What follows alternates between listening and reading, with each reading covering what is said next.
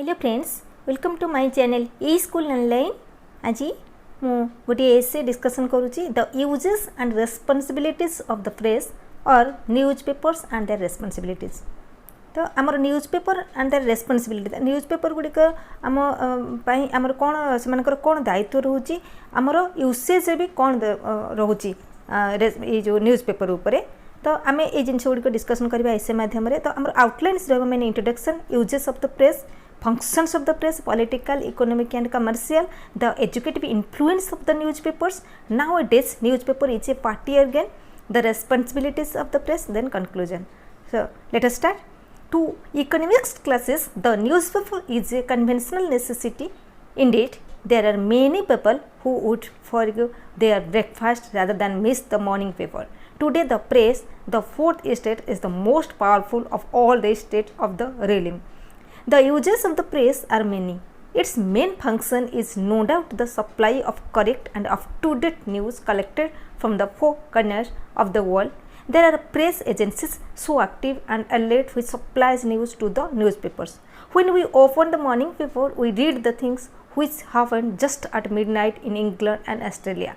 This regular and extensive supply of news brings all the countries of the world into intimate contact, but this main use of newspapers has been supplemented by many other functions. Newspapers from public opinion and give voice to it. The leading articles in the daily papers are written by some of the ablest men in the country, and that they influence the thoughts and feelings of the multitude. In these days of democracy, public opinion rules everywhere. No one can go against it, but most of the people are busy with their work and do not try laboriously and patiently to form any opinion for themselves. They accept what they find in the Times or the Manchester Guardian or the Statesman. Then people may ventilate their grievances and express their views about any governmental measures through newspapers.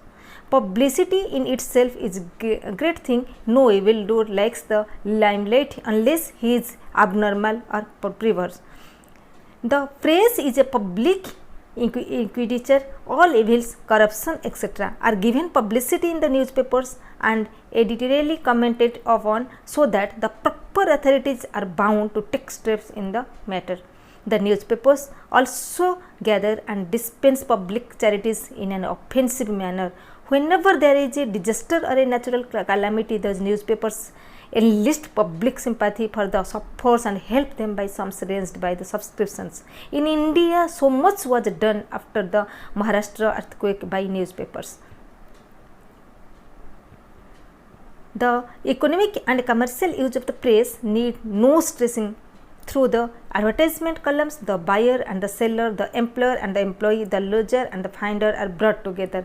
The quotations of market prices which every newspaper publishes help to keep the prices level stable and steady all over the country. So money markets of the world depend so much on the financial news collected and published by newspapers. The educative influence of the newspapers is no less great. The pages of the newspapers contain not only news but also accounts of reviews of books, scientific research, past history, descriptions of literature, travel, exploration, etc.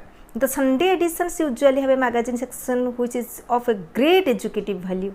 These days a newspaper is usually a party organ. It uploads the position and ideals of a particular party and tries to run down the other parties. But this factious party spirit should not be carried to an excess. The Times of India, for example, never cared to create false alarms, ferment civic discourse or willfully falsify facts to serve the ends of the Congress party.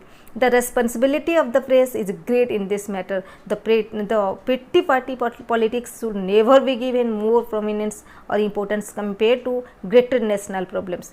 This being the case, the press should always be on the side of truth and justice. Its influence on the multitude is great, therefore this influence must be exerted for the cause of good. The press can do much to rid a country of its evils, just as it can do much to perpetuate them. Then the press has its power to make anything or anybody prominent. Nowadays, many self-seekers exploit the press for their selfish purposes. As Mr. Clayton Brock points out, we have among us the evil of long-distance popularity. A man circulates an exaggerated idea about himself and people go on worshipping him, for mankind desires a hero to worship. Here the press ought to guard against undue publicity given to the undeserving or glorification of a worthless fellow. Lastly, the press is the guardian of civil liberty. There cannot be any democracy in the true sense of the term with a subservient or gagged press. The press must fight stoutly against all infringements of civil liberty. It must not come to any compromise, however profitable that may be, with those opposed to the liberty of the people.